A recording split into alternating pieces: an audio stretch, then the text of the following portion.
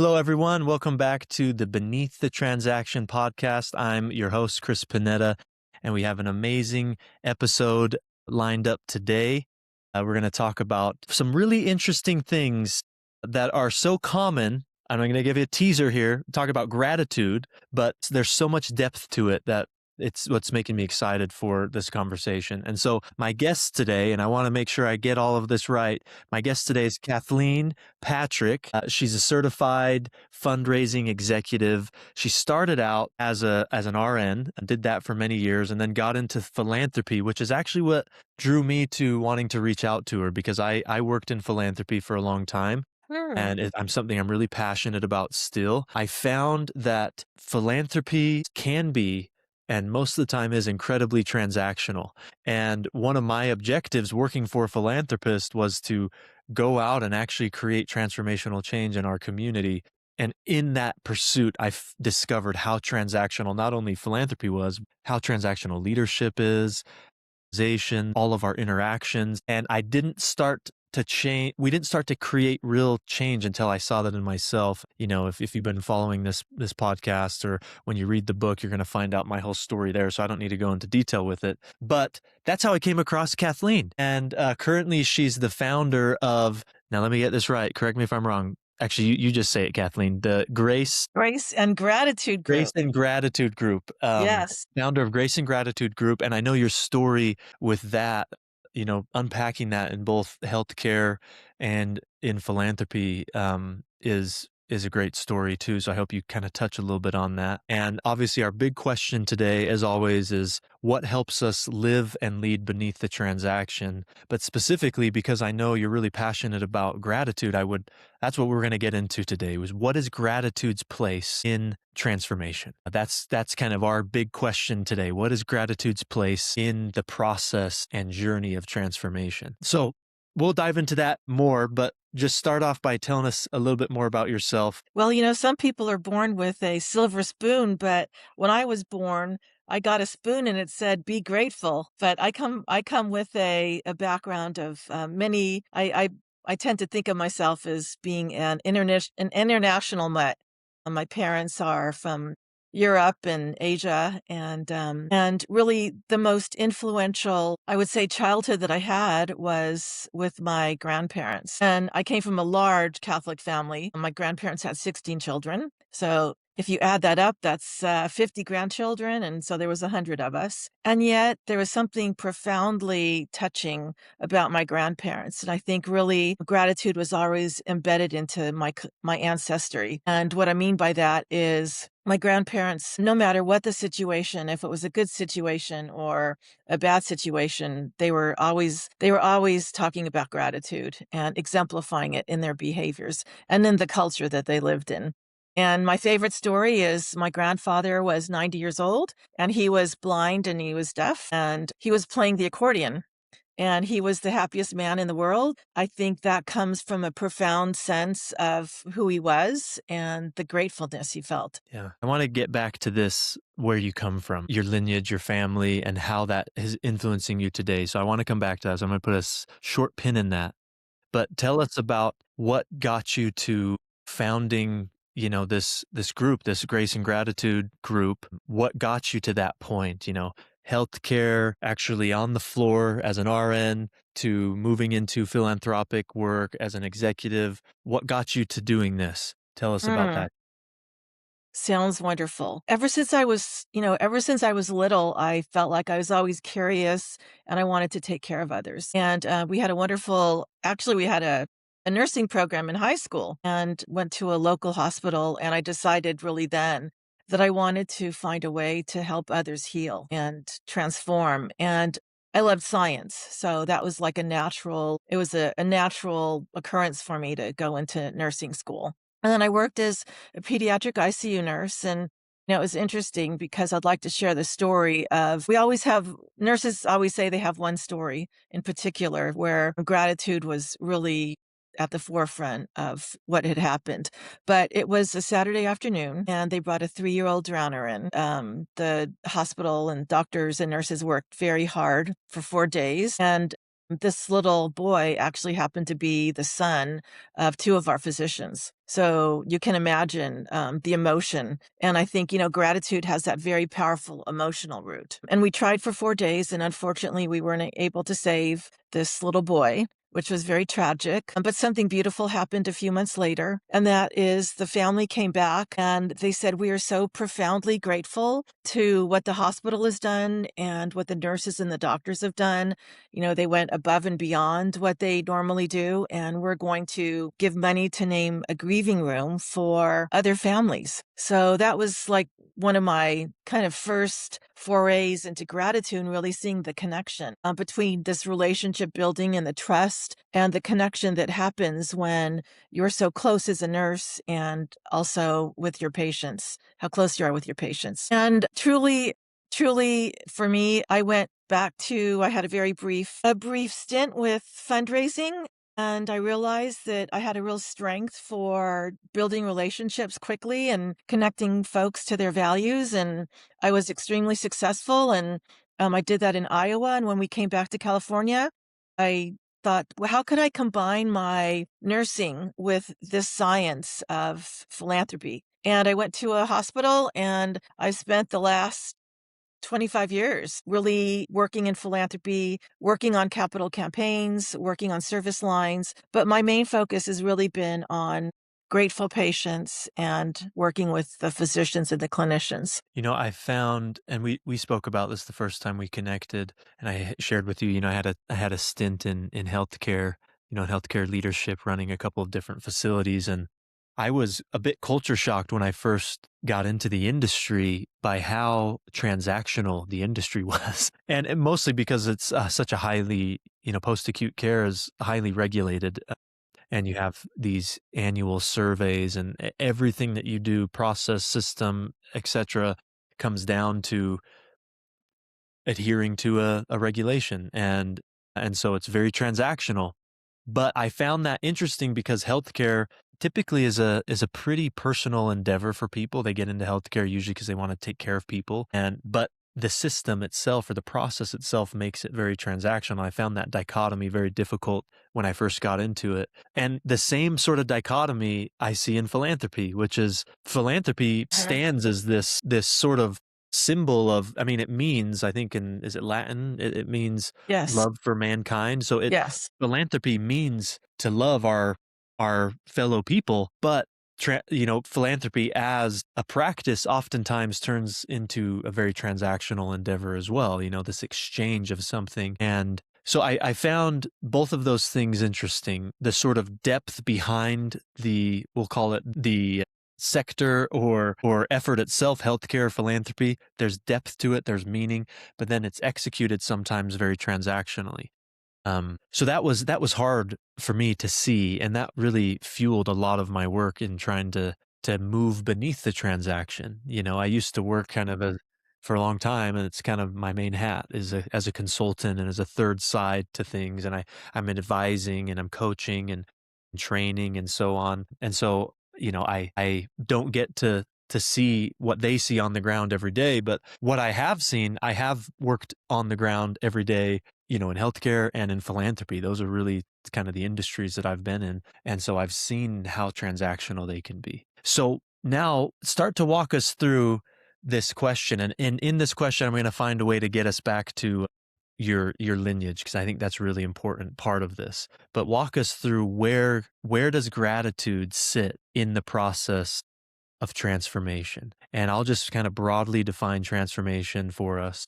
This is how I've defined it for many years. Fundamental shifts in how we see, think, or behave towards positive potential. That's, to me, transformation. And it's so much more of a journey than it is a destination. So where does gratitude fall in that process? I mean, well, gratitude has so many meanings, right? There's a biblical meaning for gratitude, and we know that our purpose is really to fulfill God's wish and obedience. So gratitude is kind of got a biblical reference. I think with organizations and philanthropy, you're absolutely right that it's transactional. So I've always believed, and I think maybe because I'm a nurse and also in the fundraising space, I have always seen gratitude as being transformational in the work that we do, the important work.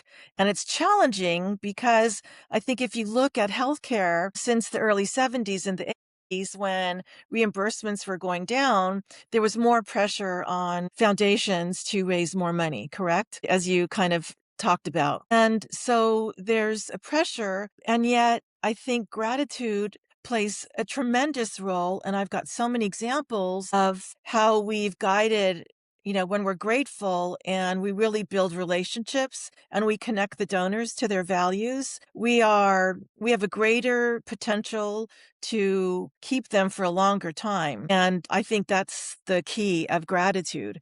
And that's how they fit into organizations. So, what does gratitude do for us individually? What does it do to our psyche, and what we put out behaviorally? Oh, that's my favorite question. So I've done a lot of research in gratitude because I was always interested. And I think going back to what I said earlier about this 3-year-old, and noticing during my nursing that people passed away, people were in tragic situations. So I thought to myself, what is it? What is it about gratitude? How can we have gratitude in complete joy, but in complete and utter devastation?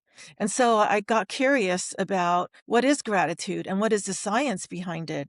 And one of the neuroscientists, Dr. Joe Dispenza, states this very clearly, which is gratitude has the opportunity to change your neuroplasticity. And what I mean by that, it can actually change your brain cells. What's actually happening physiologically when somebody's practicing gratitude is that their neurotransmitters are elevated. So the dopamine, the serotonin are elevated. And it creates more an expression of better feeling and more positive feelings. And so when you have that, then you're working in an organization where things don't become so heavy, like you said, or transactional. They become more meaningful. And I can talk about lots of donor situations where, we had one donor that we didn't see for many years, and he continued to give, money, which was transactional, but nobody really reached out to him. And so when I met him, the first thing I did, rather than give him a thank you note or give him an acknowledgement, I said, I'd like to meet you and just thank you for your many years of donation and learn a little bit more about you. And so I embedded gratitude right from the very beginning, where most organizations, and especially in philanthropy, they wait until the donor makes a gift. And then it isn't really a relationship. It's more, they just did a solicitation and it's a transaction. So to your point, I think that's how we can really elevate philanthropy with Yeah. gratitude. Yeah, I there's these sort of manifestations of gratitude, after the fact. And I think philanthropy is a great example of that. People that give because they're sort of purpose driven. Uh-huh. They give because, they've most of them that I've met, they feel like they've received a lot, and so they want to give back and they're grateful for what they have. But, one of my first experiences with gratitude, and I want to share these stories with you and get your thoughts on them, was kind of on the opposite end of the spectrum. People that were really in the lowest of lows, in and out of prison, in addiction recovery programs, just kind of completely broken. And I worked with this organization called the Other Side Academy, just very almost as I'm not even sure what my role was. I was working for the Arbinger Institute at the time, and we had partnered with them on a few things, but I was invited to attend some of their Sunday morning share out session of all of these participants in this program. And it wasn't a lot. It filled a room, but it was a downtown Salt Lake City. They renovated a couple of the old mansions there, and they put people through this program called the Other Side Academy. And again, all of these people were in and out of prison typically before, and they had really been living on the streets and gang members, etc. I mean, it was, much different than, the folks that I would work with in philanthropy, you Right. know, but yet I learned more about gratitude from these individuals Mm. than anybody else really in my entire life. And there's a couple examples that really stand out to me. And I was going to their share out sessions, and we would get to sort of speak a couple times and share some thoughts and insight. But the best part about it was listening to them share how their week went. That was really the whole substance of the day, is all of these participants would share how their week was. And it was really selective to get into this program, by the way. They weren't forced to be there. Sure. One of their prerequisites of getting selected was if you go right into the kind of where the front desk was in this old mansion, there was this old bench, like an original bench that was built, I don't know, eons ago. Really small, like the seat was super thin and the back was like straight up almost to where you are like leaning forward, very uncomfortable. And part of the selection process and acceptance process was they would actually they would have to come in to be interviewed to see if they could get into the program, and they would make them sit on that bench and wait for like over an hour. I can't remember the exact time, but they would just make them wait because they wanted to see, could this person sit here and are they determined enough to join this program? Do they want it bad enough? Will they Right. sit there, right? So really amazing program. Everybody that worked there, instructors and everything, once went through the program, right? So it was just amazing structure and setup. So we're there on Sundays and I just get to listen to these share outs and people would share how their week was. And I would get to see new participants. I saw a couple that just arrived. Like this was week one I was going there for, I think about 2-3 months. So I would get to see them, multiple weeks later in the program. Two examples stick out. I won't share their names, but one individual, we'll call him V.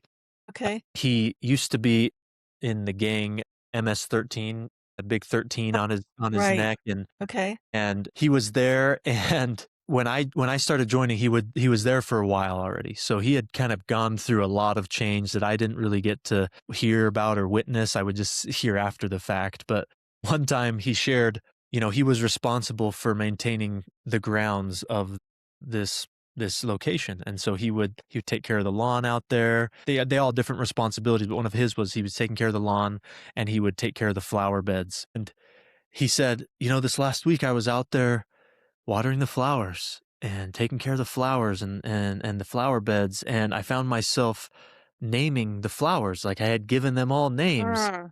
And, Mm. and then he's like, he just took a step back and he said, I can't believe that I'm naming all these flowers. What, from the life that I used to live to me now taking care of flowers and Wow. naming them. And he's like, I'm so grateful for these flowers. Like these flowers mean everything to me, And it was just this manifestation of this is somebody that is grateful for every moment of their life now where they're watering flowers and naming flowers. And it was just this amazing sort of awakening moment for me to be like I don't even care. Like I don't even notice flowers sometimes when I walk by them. But here's this guy that is so grateful for the beauty of these flowers, where before, I think he even mentioned like before, his life before, he would just walk by flower beds and stomp on them just out of spite. Like that was just his personality. And now he's the one tending to them and nurturing these flowers. So that was V. Another example, we'll call him Adam. I got to see him week one when he first came in. And then I think my last week that I went there, I think he was maybe a month in, like 4 or 5 weeks in. So when he first shows up, just to give you an image, tall guy, he must have been like 6'4", 6'5", tattoos all over his body, all over, neck, arms, legs, everything, just to give you a piece of this guy. Really deep voice, really kind of intimidating guy. I just got to see his growth and his change. And usually when people first show up, they don't share a whole lot, Right. They don't share a whole lot. Their first week, second week, they're pretty quiet. They don't have much to share. But then around week three-ish, he got up and he shared something. I think it was week 3 or 4. He shared something I'll never forget. He stands up and he says, I was taught to pray as a kid. My parents were Christian and they always taught me to pray. And I did 2 things in prayers. I would ask for blessings and I would give thanks for things, express what I was grateful for. And he said, I haven't prayed for over 15 years because there's nothing that I feel worthy to ask for. And I'm not grateful for anything. He's like, I'm not even grateful for my own life. Sometimes I've tried to end my life. Why would I be grateful for my life? And so I stopped praying, but I started praying here. And he said this last week, I found myself praying and I've just been asking for things, help me get through, help me change. And this last week, I was able to list 3 things that I was grateful for the first time in over a decade. I've been grateful for things. And he said, you know what number 1 on that list was? He pointed to V. He said, it's you. I'm grateful for you. And I'm grateful for what you've taught me and the example that you've been coming in here. And it was incredible. I mean, I'm telling you, listening to to him share, that to me was nothing short of beneath the transaction. That was transformation before my eyes, but it was in the embodiment of gratitude. It was being manifested through gratitude in the moment. And Yes. so for me, and this is what I want your thoughts on, to me, true gratitude is an outcome of somebody that is in the process of transformation. And it's not the transactional gratitude. And you could see it because he said, I was starting to pray for things that I was grateful for, and they had to be forced. He's like, I was saying, oh, I'm grateful to be alive, even though I've tried to end my life a few times. I'm just grateful for that. He didn't really mean it. He was just trying. But then all of a sudden it just hit him where he listed off easily things that he was grateful for, and one of them was V. And I only shared the story about V so you could see who V had become, to where he's someone that cared about naming flowers and the impact that he had on Adam. Just again, everything transcended in that moment where this was transformation in action, but it was manifested through gratitude. So I'd love to hear some of your thoughts on that, and my claim that true gratitude is one of the greatest manifestations of someone that is on the journey of transformation. Yes, and you were spot on about this because, gratitude is a transformation. And, again, kind of going back a little bit to the Bible and the readings of the Bible. I'm a Catholic, so, we did a lot of studying on the Bible. And gratitude it's really, once you start to practice gratitude, and I think you probably know this, like you're talking about manifesting, and you can be in the depths. I've seen people pass away. I've seen like horrible things in my own life. I married an alcoholic and he was violent and I wasn't grateful. I was angry and resentful. And so how did I get back to that? And it was really because at my core, I always saw my blessings. And that's what gratitude is. Gratitude is a blessing. And the more you bless and the more you receive or give, the more you get blessed. And so I think it's really powerful for not only individuals, and I've seen another, just a quick story here. One of our physicians was murdered. And the most interesting thing was when I went to reception for him, the wife, in her moment of total grief, as you can imagine, and she was at the bottom of her life, she felt like. She actually came up to me and said, I am so grateful that you were able to come here and show up, and I'm really thankful that you did that. And I thought to myself, wow. So gratitude can also be expressed when somebody isn't feeling good. And they can know that if they even say small things every single day, they can build on it. So even if they say, I'm grateful for this morning, maybe they say it for 10 days. Yeah. Going back to Dr. Joe Dispenza, he says, if you're grateful for 21 days and you say 3 things that you're grateful for, again, your brain starts to change its neuroplasticity, which I think is remarkable. And so I'm not surprised that these gentlemen really were experiencing profound gratitude. It was really an outcome of maybe their background or their history. And it sounds like you said one of them was a Christian and he prayed a lot. Yeah, and I like what you said where this was manifested in Adam too. He was saying it before he really meant it, but Yes. saying it started to, like you said, reprogram the brain to start to look for gratitude and look for things to be grateful for. And then it translates into real meaning. And very similar to the process of transformation, you can't force it. Like just because I want No. transformation to happen doesn't mean it's going to happen tomorrow. And I think gratitude is the same way. Just because you want to be grateful and you say it once doesn't mean all of a sudden you're going to really be grateful in here. Mm-mm. But when you start to make a practice out of it and create systems or process or habits in your life, for Adam, it was prayer. For Mhm. V, it was taking care of flowers. When you start to do these things and create these conditions in your life, you fundamentally start to shift. Like I said, transformation, how fundamental shifts into our positive potential and how we see, think, or behave. And that was manifested now for him. And I think that gratitude has a really strong place in helping us move beneath the transaction. In fact, it's probably, if moving beneath the transaction, to relate it to the analogy of soil and the earth, being grateful is like grabbing a nice big shovel and you start to dig beneath that surface to things that really matter. So I think it's critical in that point. What would be the opposite of gratitude that we need to find in ourselves and notice and be like, Uh-oh.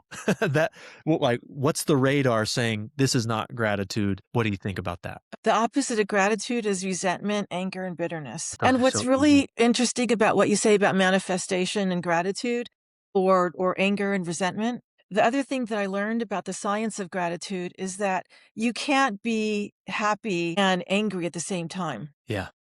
And so it becomes a choice. I just got shivers. And when I learned that, I thought, oh, that's so true. So we actually have a choice to choose Yes. gratitude. Yes. Sorry, keep going. I'm just No, agreeing. no, and, going back to manifesting, so I wanna talk a little bit more about that too, because what I've learned, again, from, hearing neuroscientists and people that manifest and things come true, is that when you're grateful, you already are wealthy, you already are abundant, you already are, living your best life. And that is manifestation too. And so many of us go the opposite direction. Our lives are terrible. My life is horrible. I've got this problem. I've got that problem. But believe it or not, gratitude changes that dynamic 100%. in a And major way.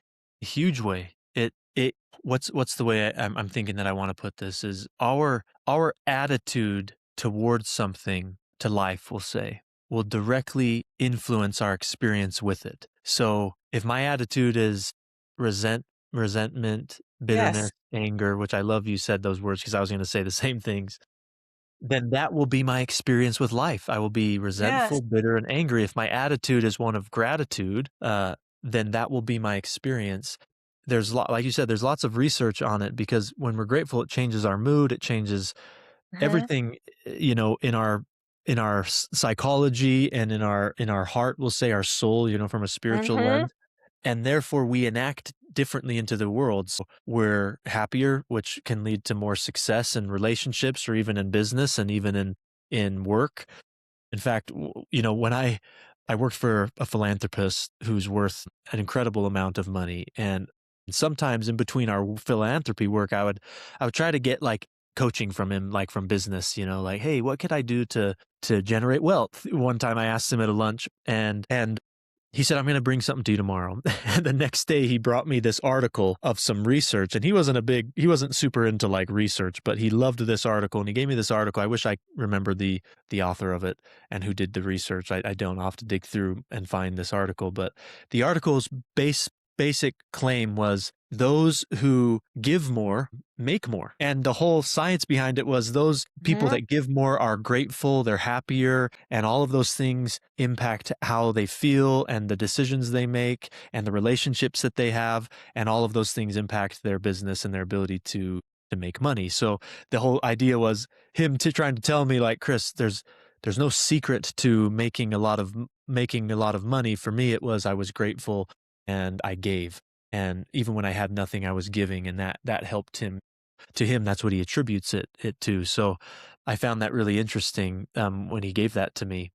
Uh, this idea of choice, I want to dive into this for a second too, because one of the things that I talk about in my book, specifically in the purpose section, which is condition number 1 of 7, purpose, living with purpose, is that oftentimes our deepest sense of purpose comes from some of our deepest pain. And in the pain or suffering, we'll call it, lies the most important decisions that we make. And it's Mhm. exactly what you said. We can either choose to suffer poorly, I call it, which is we become resentful, angry, and bitter about whatever that suffering is. And it could just be a hard day or some really extreme suffering that people go through. I can choose to see all of that, something that was pointless, meaningless, and therefore I'm angry about it, I'm resentful about it, I'm bitter about it. Or I can see it as an opportunity to learn and to grow, be grateful for it even, which is hard for us to think, like, why would I be grateful for this horrible thing that happened to me?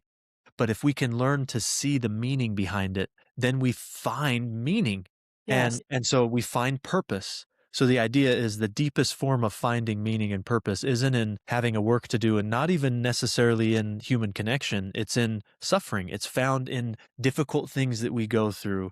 If we can find meaning in that, then that's something that nobody can take away from us. And I think groundwork is seated so deeply in that process, like you said. It's right there in that choice. I'm going to choose to be angry about this, resentful, or I'm going to choose to be grateful that this happened. And even if I don't feel it in the moment, I'm going to choose that path and I'm going to start walking down that path and see where it takes me. Because we know what the other one takes us. That's the thing too, is when I've worked with people, we know what resentment and bitterness and anger leads us to. Nothing good. Why do we choose it? It's so enticing. The hard path is I'm going to choose to be grateful here and find meaning in this. The path is going to be hard, but I know that I'm going to be better at the end of it, and those around me are going to be better at the end. I think part of it is just, we're in a new age of awareness and consciousness. It sounds like an ethereal term. But what I mean is that we are becoming more aware of this, having this sense that what we think we are, and that life is really just purely blessings and lessons. And if we can think about that in that way rather than, oh my gosh, my life is Blessings and horrible or heavy, blessings. we will always see meaning and purpose behind it. And to be honest, I wasn't always this way. I had to learn it, right? But I chose to learn it. When I was hospitalized, I decided I'm going to choose to look at everything gratefully. Yeah, the choice is critical. And I think it's important, like you said in your work, that you help people harness that choice Mhm. because too often we don't think we have a choice. And I've Mm-mm. worked with a lot of people that feel like I don't have a choice here. Like, what do you want me to do? I can't do anything here because look at what this person did or look at what happened to me. What am I supposed to do? And there's we put this sort of victimized blanket on ourselves, not to confuse Yes. that with real victims. There's real victims out there, but we Yes. play this victim. And we know that we're playing that when we start to have zero sum statements like, there's nothing that I can do about this, or it's over. It's over. I can't do anything. When we have those statements, we know, okay, we're now playing the victim. And when we're grateful, like you said, it's open ended. What is possible? What would happen if I did this? And so these questions we ask ourselves in those moments where we need to make the choice, sometimes I think determine what choice we make. Because if Mhm. I'm asking myself the sort of things like, who's going to fix this? Why did Kathleen do this to me? Why did she this? Why did that? And I'm asking questions that point responsibility and choice to others and away from me. Then I'm just going to go down that path of resentment and anger and Mhm. bitterness versus the questions that I ask in those moments of, what can I do here? What am I not seeing? Like you said, what do I need to learn from this?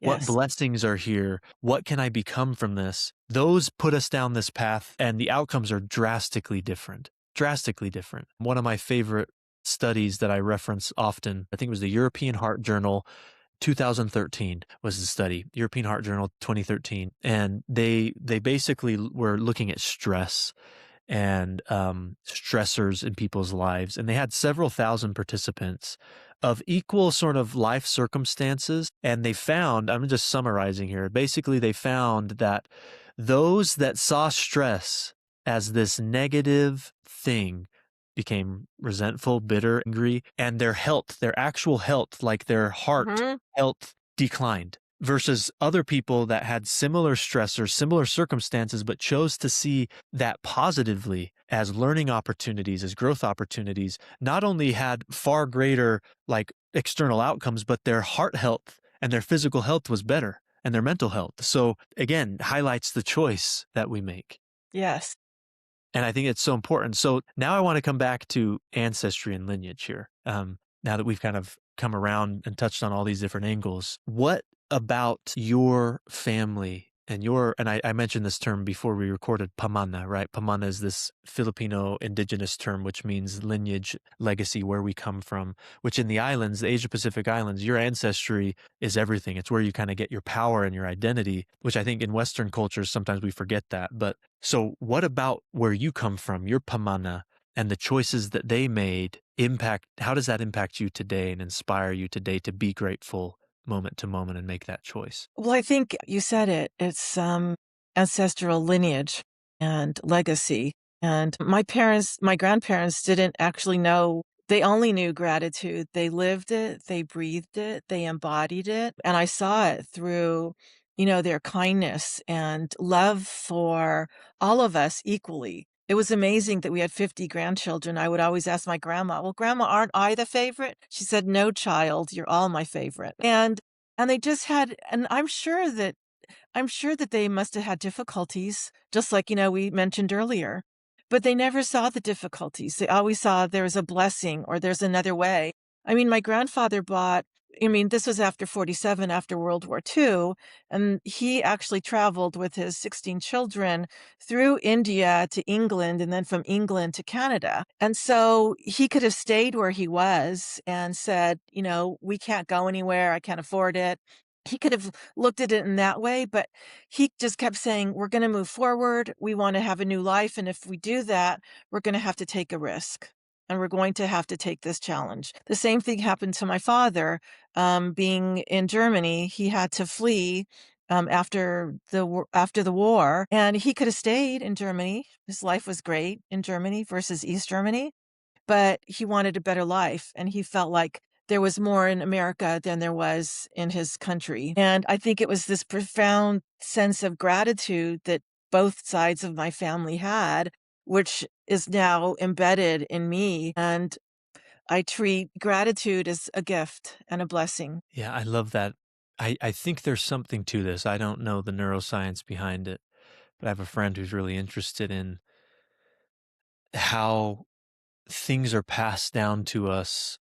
Um, they're hereditary almost, not just like physical um things, diabetes or what have you, like, and traits, actual things like gratitude, that those can be passed down. Again, I don't know the science behind that, and I think it's still emerging, but I think it's true. I really think that Mhm, we stand on the shoulders of those that came before us in more ways than one. And even when our past is frothed with negative things that didn't work out, and maybe there's some shame there or what have you, we can still look back on our past, on our pamana, with gratitude and learn from those things. And if we have that attitude looking past on our own life and those that came before us, it helps us live in the presence now and make better decisions for the future. And so the past, and I talk about this in my book, the past oftentimes in the West is something that, we say, oh, forget the past, move forward, don't dwell on the mhm, past or things of that nature. But in the islands, in the Asia Pacific cultures, the past is everything, and not in like a mhm, dwelling negative way. It's just the mm-mm, past is a teacher. It teaches us things, and we honor the past and we honor our ancestors, whether they made mistakes or not, because it helps us be grateful today, because the sacrifices that they went through are things that we don't have to go through now. And I feel inspired to share a little bit about my family with you, because we don't necessarily talk about gratitude as a value. Like, it's not like people were preaching gratitude to me.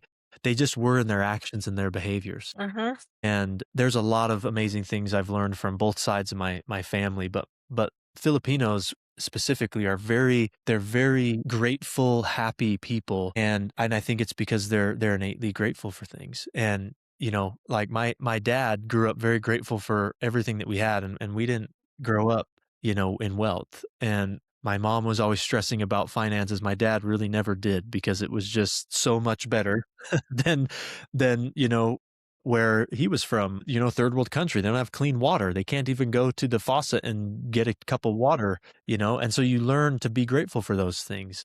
He grew up getting parasites like it was just a normal thing. Like, oh, I got another mm, parasite. You got to let it run its mm, course. So he's grateful for stuff. We grew up without having really nice, clean food all the time. So just little things like that made him grateful for things. And he taught us that without teaching us it, right? Like, hey, Chris, make sure you finish all your food, because some people don't have food, and they would tell me some story, and and he would make it funny sometimes. But he grew up teaching me to be grateful for what I had, because I just knew inherently that the life he's giving me is so much better than the life that he had. And I know a lot of people say that, but when you have a parent that comes from a third world country, it brings it to a new level. Like, there's literally it things that does. I have that he did not have. And running water, again, clean running water, one of them. And that's just one of the most fundamental things that we don't even think about, in the States, for example, that I grew up as a reality. Like, I get a drink from my faucet and not get sick. And then even before that, my Lola is grandma in Tagalog, And Lola. Lola, yeah, that it means grandma. And so Lola, she just turned 91 actually. And while you were talking earlier, I actually pulled up this picture. Here she is. She just turned 91. We celebrate. There's Lola. Oh, hey, Lola. Yeah. Wow. Um, 91. yeah, we celebrated and I've always been grateful for Lola. To me, she was this sort of icon growing up, just this example of a strong, strong woman and matriarch of our family. And I've continued to be more and more grateful for her as I've gotten older for lots of different reasons. The more I've learned about her and her past and just been grateful looking back at what she's done with her life and the fact that she's 91 years old and takes zero medications, like she's just incredible. Wow.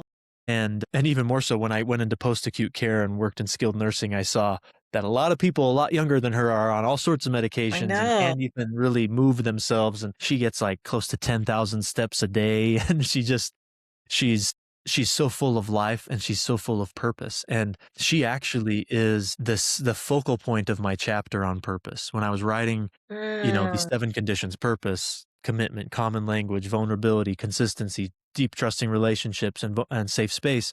I tried, I'm a storyteller, so I try to focus these conditions around first a story and then examples, but to help people see what it is that I'm really talking about. And the way that I define purpose in the book is you came from something, so now become something. That is mm. purpose. You came from something, so now So become now something. become something.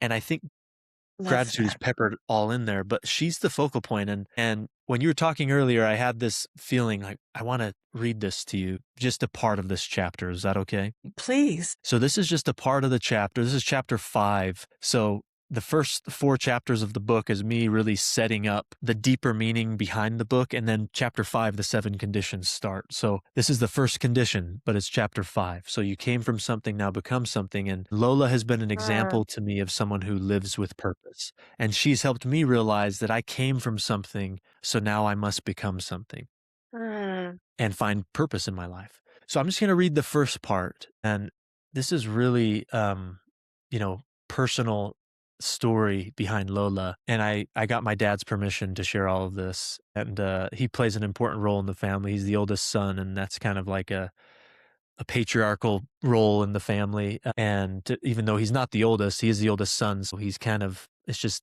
sort of his role in the family. And I hope this chapter makes Lola proud because she's really a great example. And I hope that when people read this, they will look too back on those that came before them and find purpose mm. in those before, and gratitude, ultimately gratitude. And this is why I thought about reading this, because Lola has lived a life of gratitude and she has taught me gratitude probably more than anybody else. So here it is. Here's the first part of the chapter. The first time I heard my grandmother once tried to take her own life, I momentarily stopped breathing. The woman I knew, Lola, the matriarch of our family, the 91-year-old who still teaches at a university, walks 10,000 steps a day, and beats my son in driveway basketball, had once attempted to end it all. I was sitting beside my dad on the couch, trying to process the words that he had just said. Tears filled my eyes before they filled his eyes before they filled mine. It didn't make any sense. How could the most purpose-driven person I've ever met have once lost the will to live? That day changed the way that I thought about purpose forever. And so to understand the woman she became and is today, you must understand what she came from. And before I could understand what it meant to become something myself, I had to remember what I came from, a lineage that was shaped by both beauty and some brutality, by faith and survival. Mm. During World War II, as the Japanese occupied the Philippines and the war neared its end, the Manila Massacre unfolded, which I had no idea about growing up. I didn't even know what the Manila Massacre was. Hundreds of thousands of Filipino men, women, and children were brutally killed at the hands of Japanese soldiers. My grandma, who was then only a young girl, lived just a few miles from one of the largest massacre sites. And I didn't even know this until I went to my trip to the Philippines with my dad, and we went to these catacombs where the massacre happened. And then we drove by my grandmother's like house. It was literally just a few miles apart, and she was a young girl at the time. So where was I? Experiences like that shape a child forever. Very few of Mhm. us grow up within miles of such horror and survive, yet she did. And that reality is a testament to the resilience forged in her at an early age. The same resilience that would later ignite the deep sense of purpose that in many ways saved her life. She has lived an incredible life since that horrific season. Let me tell you a little bit more about her. She's an immigrant to this country. Her legacy branches out through her 10 children, 34 grandchildren, 46 great-grandchildren, and 2 great-great-grandchildren, with more Wow. sure to come. Even now, she continues to contribute. She teaches Filipino history in Tagalog and is the oldest faculty member at a large university. Remarkably, she takes zero medication and, as I mentioned previously, consistently achieves nearly 10,000 steps a day, a testament to how driven she is to live. Lola is a person revered by our family. She's a matriarch who is special to every single person she knows. Her impact has been felt by thousands, particularly her early years in this country when she tirelessly supported countless Filipinos immigrating to the U.S. Each time I visited her home I was growing up, there were often new faces living in her basement. They weren't my biological aunts and uncles, but that's what I called them, which reflected Mm. the deep bonds that she fostered with people. She's an amazing cook, a talent that's once led her to own her own restaurant. Her linguistic skills have also been invaluable. She's translated worldwide events from English to Tagalog and even served as a senior missionary for her church. In her recent years, she's graced my family several times with her presence. You can find her outside engaging in basketball with my son in the driveway or taking my youngest on leisurely walks around the lake or out on the boat with our family. There truly seems to be nothing that Lola cannot do. And that's how I see her. That's how I've always seen her. She can just do anything.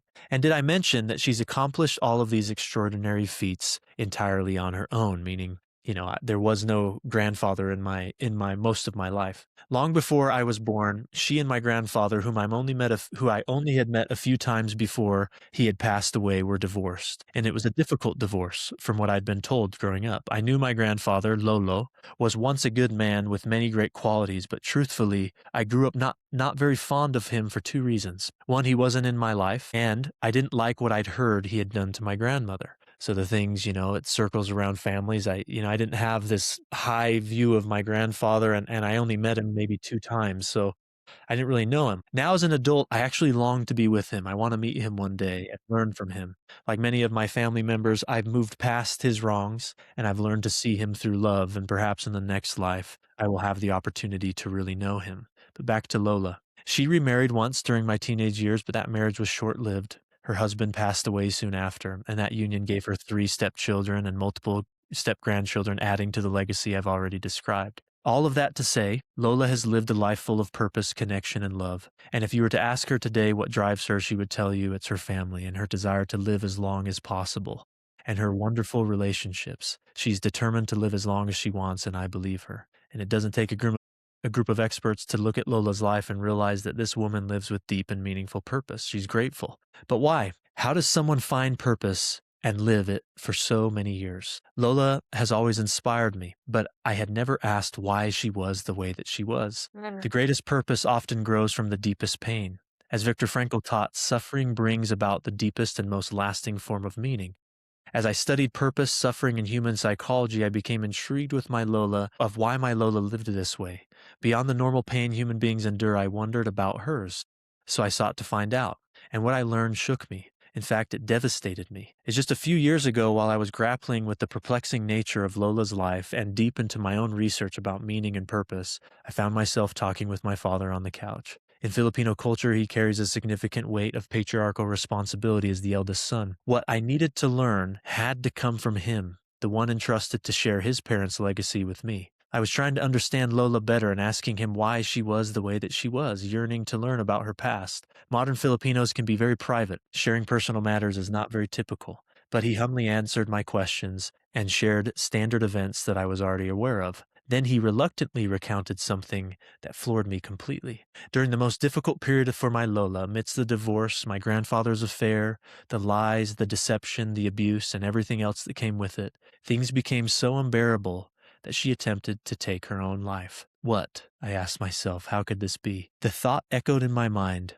I couldn't process it. For a moment, I even wondered if my father was exaggerating the truth. But then I saw a man who rarely shows emotion wiping tears away from his eyes. Tears welled up in my own eyes. I couldn't reconcile how this remarkable woman, who lived with such profound purpose, had once reached a point where ending her life seemed like the answer. Adding to the shock was the realization that there was a very real chance I might have never had a grandmother in this life, a woman who has long outlived all my other grandparents. The multitude of memories I cherished, the chance to ever know her at all might have never existed. I sat there, tears streaming down my face, beside my dad beside me, absorbing this entirely new piece of Lola's history.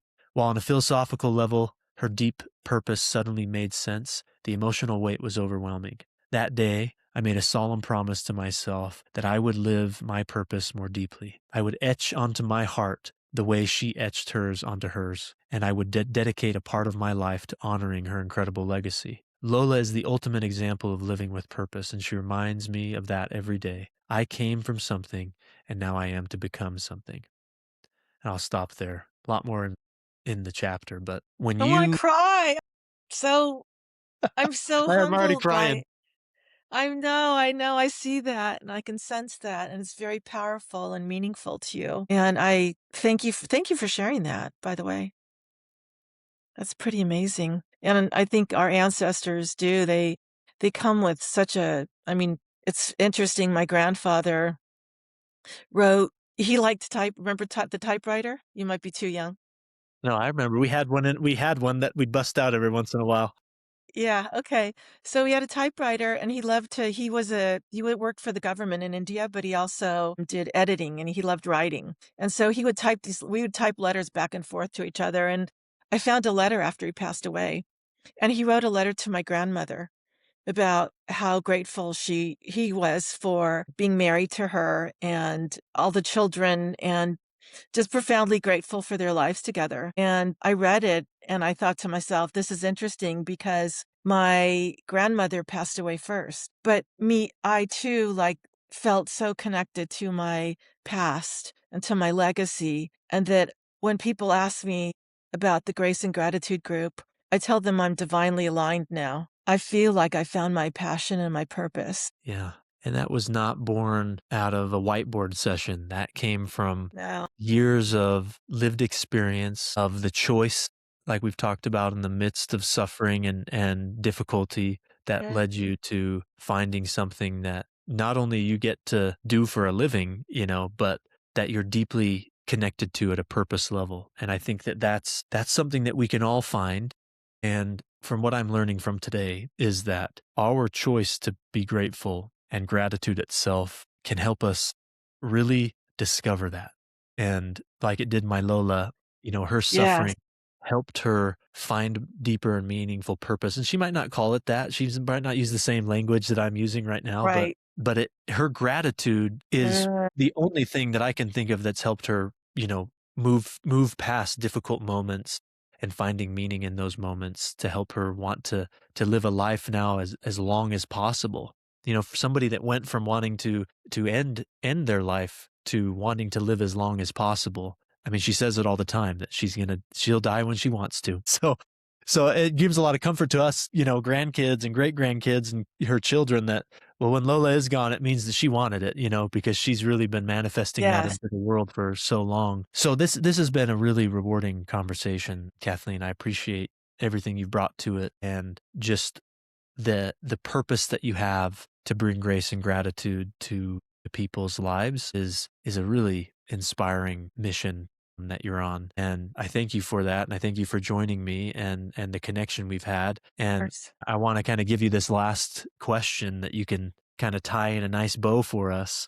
I'll try. What is I love bows. what is the most important thing that we can do to live and lead beneath the transaction? It's really simple. I don't wanna, it's really simple to live in gratitude and to live in the present moment. Live in gratitude. We rob ourselves when we look in the past, and we rob ourselves when we look in the future. But if we can live in the present moment, I think not only will we find gratitude, we'll find peace in our soul, and we'll find our passion and our purpose. And that's why we're all on this journey. Key word you just said.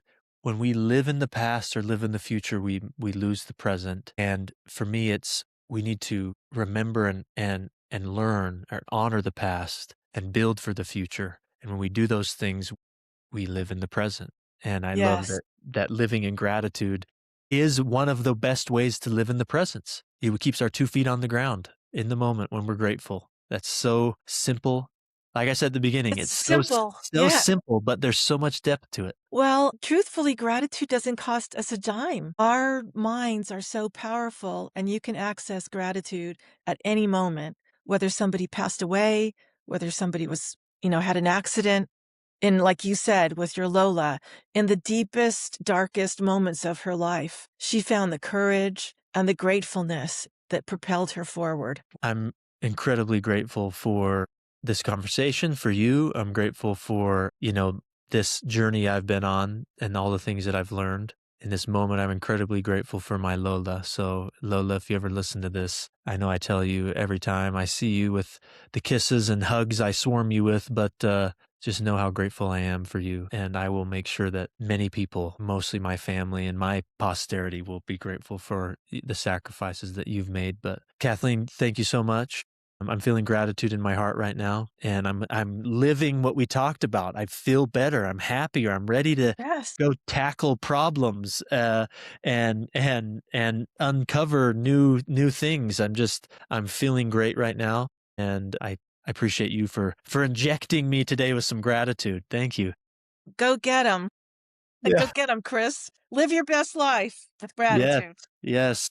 All right. To close off, I want to thank everyone for tuning in. There's so much to learn from this, but the simplest thing, Kathleen put it, live in gratitude today. If you learn anything from this whole episode, it would be to live in gratitude in the next moment that you have, starting right now. So thank you again, Kathleen. Thanks everyone for tuning in. And until next time, be safe, be grateful.